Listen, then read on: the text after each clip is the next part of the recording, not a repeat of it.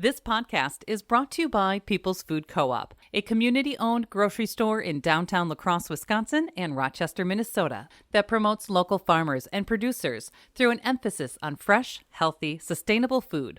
Anyone can shop. Everyone is welcome. For more information, visit them online at pfc.coop. We talked with Keith Coogan, best known for his acting roles in Adventures in Babysitting, Don't Tell Mom the Babysitter's Dead, and many other 80s classics. We talk about his early years, comedy, and touch upon his upcoming cameo with Live from La Crosse. You can find more conversations, food reviews, live music, and events on our website, lacrosselocal.com. I'm Amy. And I'm Brent. And this is La Crosse Local. I was kind of digging into you today. Do you do stand-up as well? I have done stand-up. Okay. I did a virgin sacrifice, which there are all these rules I had to follow. I had to have never done stand-up before. Yeah. I had to write my own act, and they wanted me to advertise it by email, but I was obstinate resistant. And I did some email, but mostly Facebook. Packed the house, loaded with all friends and family, basically. And it was in like a White Snake basement. That's a bad joke, but in West LA, there's a comedy place that's like in an alley. You have to like look behind the dumpster, ask for Tony, and it seats 70 max, 50 or maybe 70 people. I crushed it. And then I got second gig and I had best sophomore bomb. I was like, I don't even want to watch the recording that my wife took of the second one. I know what I did wrong. And yeah, so it's something I wanted to try. Oh, and during Virgin Sacrifice, you have all these established comics open for you and then throw you to the wolves as the closer. And so Brian Callen was one of the openers. He went right before me. He said, do stand up for, 10 years or so, you might get good at it. And I'm a jerk sometimes, but when I was growing up in the 80s, stand up was a means to an end. I knew comics that come from New York and Chicago, and they just wanted to get on Leno or Letterman and then get their own show. They wanted to Greg Brendo it, basically. They wanted to get their own show, not die like Brendo. But so it was, I'd already done the film and television. It was kind of going back to, I wasn't going to look at stand-up as a means to an end. And I wrote comedy for years. Me and my mom wrote and would get up in the morning and fax Leno, Letterman, and Miller. Dennis Miller also paid for jokes. She had the secret fax number. Really? And I'll set up for them to pay her. And we'd read LA Times, have watched the news the night before. At 6 o'clock in the morning, we'd talk on the phone, write out jokes, send them in, see them on TV that night. And then the next day, LA Times have laugh lines, which is quotes from the evening television, the talk shows. And you'd see your own joke in the paper the next morning. So it was really, and they all paid $50, except Dennis Miller paid $75 a joke because he relied less on outside writers and valued, obscure references. And it was funny. My mom was a stand-up and I saw her try to be a funny woman in the 80s. So that was at one point painful to go into comedy clubs and see the same comics do the same acts or steal from each other too. I'd see them just blatantly steal each other's material. And it was vicious then. I still think it's vicious now. I think that the only two things harder than being an actor are being a singer-songwriter, trying to make it in music, or being a stand-up. It's crazy to me that you'd fax in jokes. I mean, that's pretty wild. Things have changed just a little bit, huh? Yeah. Well, I was there with the first internet with the, put your phone on the cradle. And I was born in 70, so I consider myself the last of the analog babies. I was part of the 80s, which was fantastic. Of course, I'd auditioned for all the early 80s stuff, E.T. and Goonies and Gremlins, and didn't book any of those movies. But I really enjoyed the 80s and video games and the movies and music, the fashion. It's fantastic. Yeah, I was born in 1980, so I got to experience about 10 years of it. So coming up, Live from La Crosse, it's episode 24, Don't Tell Mom, featuring yourself. How's it going? How do you kind of adapt when you jump into like this comedy troupe thing? Do you show up? Do you practice? I mean, do you just kind of whip it out and just see what happens? No, I think, well, it was first pitch. Typically their guests don't do a lot of the sketches. Acme Comedy in LA did a live on YouTube and, in person, kind of a Saturday hour format of sketch comedy. And it was tough. We would meet on Wednesday, pound out pick material Thursday, rehearse Friday, go up, Saturday night, and with a dress, just a tech dress. You're putting sides on the back of the set. You're like, what scene is it? I don't even know what we're doing. Oh, I remember rehearsing that. It was so high pressure. But it's just for 100 people in the crowd and whoever's watching on YouTube. And Acme has a good following. They have they're, like Second City or Groundlings. The process was, I think, similar to Saturday Night Live in that a lot of preparation and still making cuts as you go. You're like, maybe that sketch isn't really working out. This one is going to be a one-day thing. I'll fly in, go dinner, spend the night, and then the next, maybe I'll glance at the material or what his ideas are. And then we'll do a rehearsal during the day, figure it out. And then I guess we're doing 2 shows that day. I do a photo op from Adventures of Babysitting. I bring this backdrop that's turned sideways, kind of like the Batman TV show. And it looks like You're climbing up the building and people can come and be Elizabeth Shue with me hanging off the building. Don't tell them the babysitters, I'll sign dishes. Dishes are done. So I'm going to set up a little autograph table, merch table, photo ops between shows. I don't know how that's going to go. Sometimes it's like a concert experience and people want to get t-shirts and things. And sometimes that's not expected. They'll go to a show. One of the things I'm focused on, the reason I'm coming there is that I always like finding places that have a really strong community that regardless if you have a guest coming, they're going to have an audience. And just seeing the reaction of the announcement and the crowd, hearing announcing me as a guest, that felt great. And it feels like it's going to be a very warm welcome. I'll probably get all sorts of accommodations for going up on lines or, breaking. But I'm going to come and do a day of, this is work.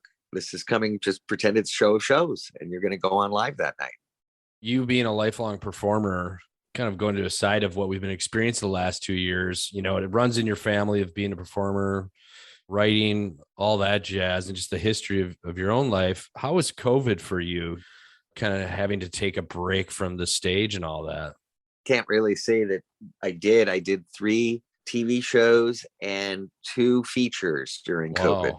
Didn't stop you. Well, the show must go on. And you saw that during pandemic, people crawled into their houses. They couldn't go outside. They couldn't go anywhere. They couldn't go to work. Everything shut down. And they popped open Netflix and pulled back into their DVD library. And they went for comfort food. And I did too. I was watching Neverending Story and Labyrinth, just make some sense of it all. And my residual checks went up. So, actors get a little bit of money whenever producers sell the content again. There's also a lot more streaming services now, but hours watched. I mean, everyone saw, Apple iPhones give you that little, how many your average daily each week. And I saw it go from, 4 or 6 hours at the most, 8 hours to topping 12 hours a day on my phone, watching YouTube videos and reading news and stuff like that. That's just this screen, let alone, the living room TV. Yeah, the craving was there. As soon as as soon as numbers lightened up, autograph conventions opened up. And there was one we chickened out on because things went nuts. But then about a year after that, it really started to open. The first one in LA happened. And then we drove to another one. We flew out to East Coast. We did shows in Parsippany, New Jersey, moved through New York. It was crazy at New York at the time. And there was a garbage strike and all this great stuff. Then we did the Rhode Island Comic-Con. And people just were dying to get out, have some sort of social life again. I don't know. It's different everywhere. That as bars and restaurants would be open in one town, or, you could drive to Orange County or up to Ventura County and they'd be like, what COVID? And then traveling across the country, every state was different. Every city, every business treated it absolutely differently. Frankly, to move forward, SAG came up with the way forward, and it was the most rigorous testing. So SAG was already kind of back before the vaccines even, came out. Hollywood found a way, and it was expensive for producers and stuff. They got seasons of TV to deliver on. So for the Live from La Crosse show that's coming up, featuring yourself, is this something you do on an ongoing basis? Stand-up was a one-off-ish. I wound up doing a couple of shows with Acme. They have a Hollywood Dream Roll where you pick what I was like, a zombie movie. I want to be a hero zombie movie. That's on YouTube. There's a great, we do a zombie movie improv. We rehearsed a vampire movie. So we didn't really, you know what I mean? It's still improv, but you know who the bad guy is going to be and stuff. That's a secret. People have a character type. And so anyway, they figure out that stuff. So I can't wait to see how we do it over there. I mean, I am energized because Nick is crazy, I think. And I got along with him instantly on, connecting online and stuff, and his sense of humor. He, immediately said, this will probably be material on the show, but he goes, every time we announced that, you weren't coming or I couldn't get in touch with you, I kind of got some sympathy attention from my girl. And I'm like, oh, wow. What if you told her that Keith Coogan died? He's like, oh, that would be a great night. So he's like, we might write in a sketch about somebody manipulating, but Keith Coogan, man, he's not doing well. I don't know. So I just got his sense of humor and been messing with him as we've been setting up back and forth. And so I know it's going to be fun. That's another thing about when pandemic happened is everyone went on Zoom and YouTube. Everyone fired up YouTube channels and they just wanted to connect and talk to each other. I think we saw more of a true democratization than what happened with high quality DSLRs that could shoot good looking kind of films. Films are hard to make a movie, but people were really able to kind of connect. And we were watching stand-up acts in other cities that you'd have to be there. And it was like, and then even Hamilton got a special because you can't film a play and then screen it on a movie because it conflicts with two unions. I swear to God. Wow. So they made a special exception for Hamilton as a pandemic. And then you don't see that a lot. And there's a reason. There's a union rules against that. I think a lot of people got to share more experiences and find out. I mean, you've done, are you from there? Or I know you went to school in Oregon? I was a Duck. Yep. But are you from here? Are you from? I'm from La Crosse, Wisconsin. Yep. You are from La Crosse. Yep. And I think that it's awesome for people to know that they don't have to come to LA or New York or Chicago or the bright lights of Atlanta where 99% of everything is being filmed right now. And that I think that the pandemic helped people accept a lot more of the YouTube and the TikTok and I don't know if you consumed a lot more YouTube. Yeah, absolutely. I mean, it was a way to actually see a lot more live shows too, and bands that you normally follow on social media or comedians started doing, more of these shows that you start to see them on more of a weekly basis versus just that one or two times you go see them out of 3-4 years. And the live shows started up again, and they're packed. Everything's sold out. Everything's absolutely packed. The guys at, Live from La Crosse, when they reached out to me about this, they were telling me about you guys coming. It was just, it's like they're so giddy for the show. Is there anything besides the show? Is there anything that you're really excited about that's coming up for you that people can check out? Or what's the best avenue for people to find out more about you?